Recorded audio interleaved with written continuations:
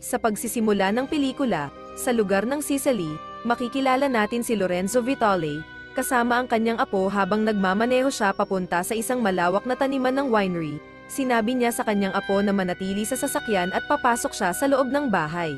Nasaksihan niya ang isang eksena ng mga patay na kanyang mga tauhan bago tuluyang marating ang basement kung saan dalawa sa kanyang security ay nakatutok ang baril sa ating bida na si Robert McCall. Sinabi sa kanya ni Robert na balak nitong kunin ang isang bagay na hindi niya pag-aari. Humanga si Lorenzo kay Robert sapagkat nagawa nitong hanapin siya sa lugar para subaybayan. Binalaan ni Lorenzo si Robert na hindi na siya makakalabas ng buhay. Ngunit sinabi sa kanya ni Robert na 9 na segundo lamang ang kailangan niya para magpasya sa kanyang kapalaran. Matalinong tinapos ang lahat ng mga kalaban gamit ang baril ng isa sa kanila.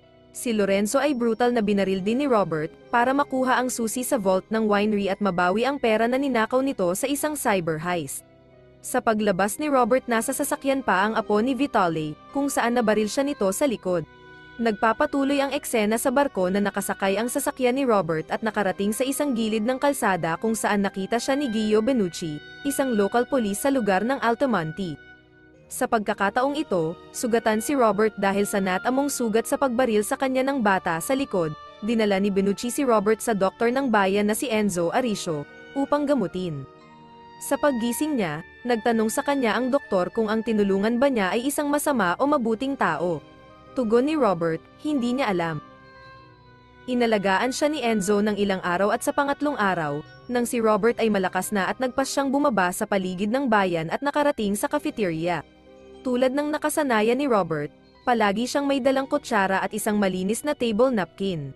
Ang waitress na si Amina, ay nagsilbi sa kanya ng kanilang pinakamasarap na kape sa kabila ng pag-order niya ng tsaa sabay tinikman ang kape. Pagkaraan ng ilang sandali, dumating si Gio kasama ang kanyang anak na babae na si Gabi. Habang inaaliw ni Amina ang anak ni Gio, nag-usap ang dalawa tungkol sa pagkaligtas ni Gio kay Robert. Nabanggit ni Gio na ang sasakyan ni Robert ay nasa istasyon ng pulis kung gusto niyang kunin ito. Tugon pa nito na hindi niya binuksan ang bag ni Robert. Pagkatapos umalis ang mag-ama, bumalik si Gabi para bigyan siya ng isang tinapay at tila nagugustuhan na ni Robert ang manirahan sa tahimik na pamayanan. Pumunta ang eksena kay Agent Emma Collins, kung saan tumawag si Robert at nagpakilalang isang nagmamalasakit na mamamayan, at binanggit nito ang tungkol sa kakaibang winery sa Sicily na tila nag-aangkat ng alak mula sa Syria. Samantala, sa ilang araw na nakikilala ang mga lokal at iba't ibang may-ari ng negosyo sa palengke, napapansin ni Robert ang mga miyembro ng isang gang na tila kumukolekta ito ng kita mula sa may-ari ng establishmento. Isang araw si Angelo, isang lokal na nagbebenta ng seafood ay binubugbog ng isa sa mga miyembro ng gang na si Marco Quaranta. Napadaan si Robert na tila nagmamasid lamang sa nangyayari sa paligid. Ramdam niyang gumagawa ng kalokohan ang mga gang na ito na kinakatakutan ng mamamayan ng Altomonte. Umalis ang grupo ni Marco sa lugar patungo sa kung saan ang kanyang kapatid na si Vincent na pinapaalis ang mga nagrerenta sa kanilang hotel. Sa bahay ni Enzo, nakwento niya kay Robert ang minsang paglalaro nito ng football noong kabataan niya at balak niyang lutuan ng pagkain si Robert ngunit tumanggi ito sa halip si Robert na ang magpresenta na bumili ng isda sa palengke. Sa pagdating niya sa tindahan ni Angelo bilang pabor kay Enzo, ang mabait na si Angelo ay tumanggi na tanggapin ang bayad mula kay Robert na nagsasabi na ito ay kanyang karangalan na lumapit sa kanya ang kaibigan ni Enzo na mamili sa unang pagkakataon. Samantala kasunod ng sumbong ni Robert, ang isang pangkat ng CIA na pinangunahan ni Collins, kasama ang partner niyang si Frank Conroy kung saan nakadiskubre sila ng kontrabando at mga bulto-bultong pera na nakaimbak sa loob ng bahay. Isinasaalang-alang nito na merong grupo na may aktibidad sa lugar na wala sa kanilang jurisdiksyon. Sinabi ni Frank kay Collins na magkalap pa ng mas maraming ebidensya sabay umalis sa lugar. Sa bahay ni Enzo, tiningnan nito ang sugat ni Robert kung ito ay naghihilom na. Natanong ni Robert si Enzo kung ano ang tingin nito sa kanya. Tugon ni Enzo isang mabait na tao si Robert. Balak ni Vincent na magkakaroon ng malaking plano para sa bayan ng Altomonte. Ayon sa kanya magkakaroon ang bayan ng maraming hotel, resorts at casino, kasabay ng pag-angkin sa bayan. Nabulabog ang mga tao sa bayan nang sumiklab ang apoy sa tindahan ni Angelo. Sinubukan pang apolahin ni Angelo ngunit pinigilan siya ng kasama niya at ni Gio. Nanlumo ang pamilya ni Angelo, at nakita ito ni Robert at tumatak sa isip nito ang may kagagawan ay si Marco. Kinabukasan, Nag-imbestiga si Gio sa pamamagitan ng CCTV, lumalabas na sinunog pala ito ng gang ni Marco. Isang gabi habang naghahanda ng kanyang lamesa, tinanong siya ni Amina kung ano ang kanyang paboritong pagkain, tugon nito ay isang pasta. Nais ipatikim ni Amina ang masarap na pagkain ng Altamonte kaya dinala niya si Robert sa isang kainan sa tabi ng dalampasigan.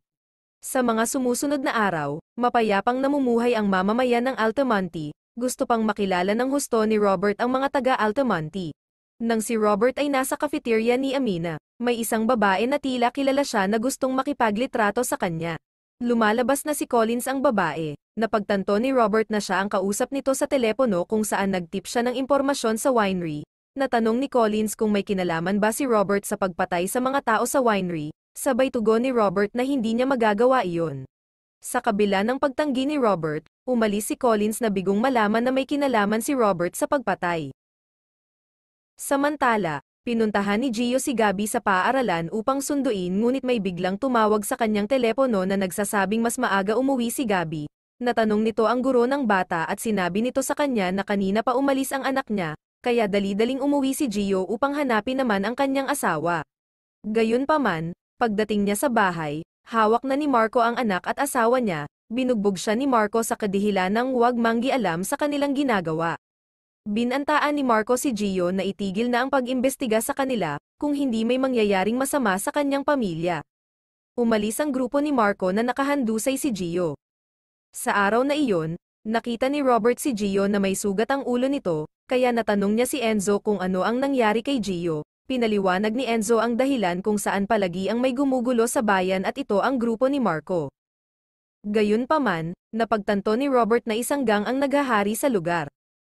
Naisipan ni Robert na magdasal sa simbahan, ngunit sa pag-akyat niya nakasalubong niya si Collins na nag-aabang, sabay tanong sa kanya na hindi na siya ang taong pinaghihinalaan niya na pumatay sa naturang smuggler ng droga na si Lorenzo Vitale.